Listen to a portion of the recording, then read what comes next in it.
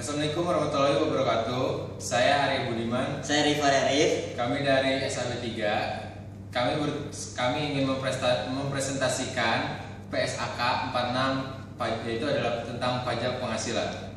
Semoga Anda senang mendengarkannya.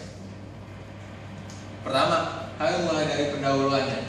Pajak sebagai iuran wajib kepada kas negara merupakan hal yang harus dijunjung tinggi keberlangsungannya, baik ketaatan masyarakat dalam menyetor pajak ataupun keakuratan perhitungan pajak itu sendiri. Jadi, kenapa sih pajak itu wajib dibayarkan oleh warga negara Indonesia? Karena pertama, pajak itu nantinya akan digunakan sebagai keamanan negara, terus pembangunan fasilitas seperti telepon umum, perbaikan jalan, pembangunan jalan, pembuatan jembatan, pembuatan halte, dan lain-lain. Pokoknya itu berdampak positif juga untuk masyarakat Indonesia. Terus pembayaran pajak di Indonesia masuk dalam kas negara sekitar 75% dari jumlah kas yang ada, sehingga pajak dominan berpengaruh terhadap penyusunan anggaran belanja negara. Next. Istilah yang ada di dalam PSAK 46 adalah aset pajak tangguhan adalah jumlah pajak penghasilan yang dapat dipulihkan pada periode masa depan sebagai akibat adanya 1. Perbedaan temporer yang boleh dikurangkan, 2. Akumulasi rugi pajak belum dikompensasi, 3. Akumulasi kredit pajak belum dimanfaatkan dalam hal peraturan pajak yang mengizinkan hal tersebut.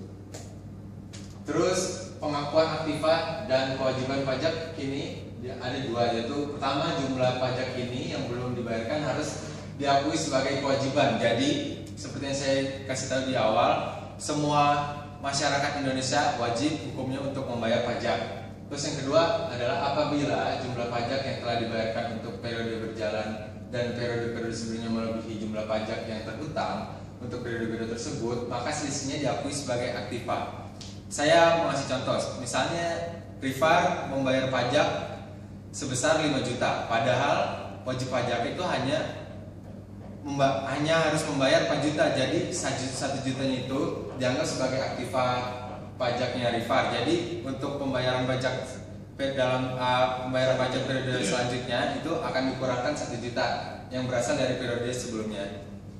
Next, pengakuan kewajiban pajak tangguhan. Semua perbedaan temporer kena pajak diakui sebagai kewajiban pajak tangguhan, kecuali jika timbal perbedaan temporer kena pajak dari goodwill. Goodwill itu adalah uang yang kita keluarkan lebih karena kita berekspektasi lebih dari hal tersebut. Atau dari goodwill yang diamortisikan tidak dapat dikurangkan untuk tujuan fiskal, atau pada saat pengakuan awal aktiva dan kewajiban dari suatu transaksi yang bukan transaksi penggabungan usaha dan pada saat transaksi tidak mempengaruhi laba akuntansi dan laba fiskal. Jadi ini tidak berpengaruh terhadap laba akuntansi dan laba fiskal.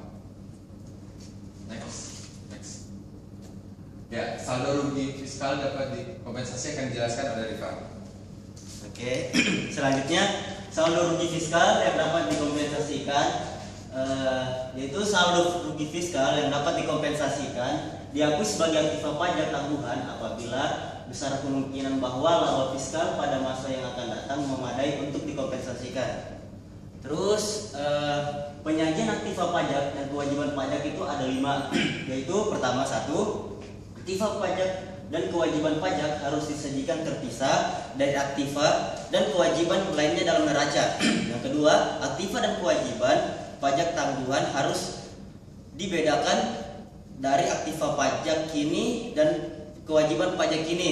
Dan yang ketiga, apabila dalam laporan keuangan aktiva dan kewajiban lancar disajikan terpisah dari aktiva dan kewajiban tidak lancar, maka aktiva atau kewajiban pajak ketangguhan tidak boleh disajikan sebagai aktiva atau kewajiban lancar. Dan keempat, aktiva pajak kini harus dikompensasikan dengan kewajiban pajak kini dan jumlah netonya disajikan di neraca.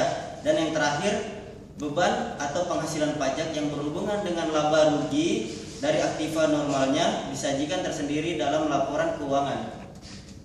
Nah, sekian dari kami. Apabila ada pertanyaan bisa ditanyakan kepada dosennya langsung sehabis nonton video ini. Terima kasih. Saya Arya Budiman. Saya Rifan Arif. Terima kasih telah menyaksikan video saya. Wassalamualaikum warahmatullahi wabarakatuh.